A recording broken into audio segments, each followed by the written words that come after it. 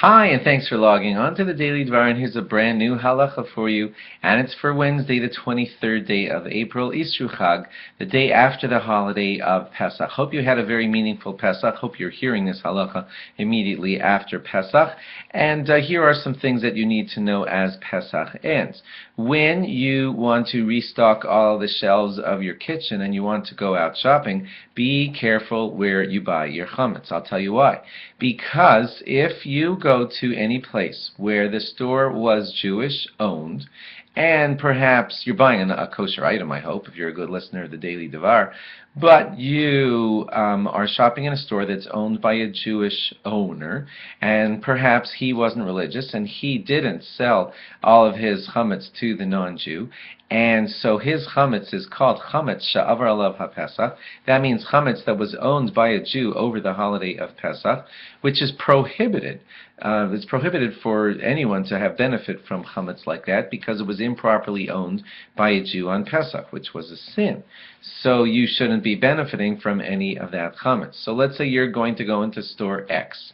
The owner of it is Jewish. He had not properly sold his chametz to a non-Jew. He's not supposed to be benefiting from it. You're not supposed to be benefiting from it. And there are those Cheerios that you're buying from him and eating them. And that was chametz that was owned by a Jew over Pesach, so you shouldn't be buying it. Therefore, the appropriate thing to do is to either be buying your chametz from a store that's wholly owned by a non-Jew.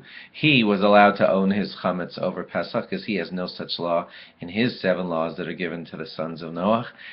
So he's allowed to own the Cheerios, and he's allowed to sell them to you, but you'd have to know that that store was totally owned by non-Jews. Or you can certainly shop in the store of a Jew, a Jewish-owned store, if you know that the Jew who owned the store properly sold all of his chametz to a non-Jew over Pesach. Hope this isn't sounding complicated. Shouldn't.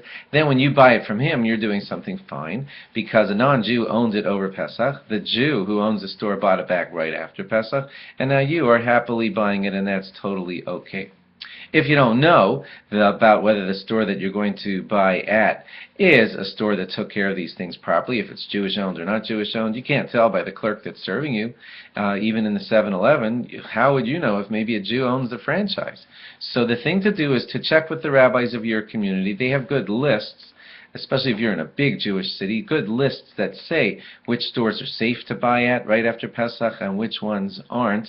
And usually the rabbis of your town will be able to tell you that in store Y, which is Jewish owned, which didn't properly sell its chametz, you should not buy any of the chametz items in that store until, let's say, 30 days. Because after 30 days, you could be certain that the breads or the whatevers or the Cheerios have moved off the shelves and been sold to somebody else, hopefully not Jewish, and now you can buy the fresh stuff which arrived to the ownership of the Jew well after Pesach. So you'll have to check that with the rabbis of your community to help you discern which stores are good for buying at and which ones aren't.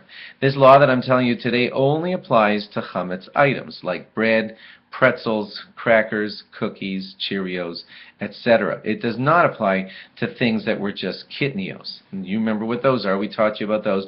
Those are things like drinks that have high fructose corn sweetener in them, corn items, rice, and things like that. They're clear right away because there was no sin to actually own those things over Pesach. So if you're just buying something that you're positive doesn't have real chametz in it, then the laws that we just studied today don't apply. They apply mostly to your cookies, breads, cakes, pastas, and all those type of things. Thanks for logging on, and log on again tomorrow for more. Bye-bye.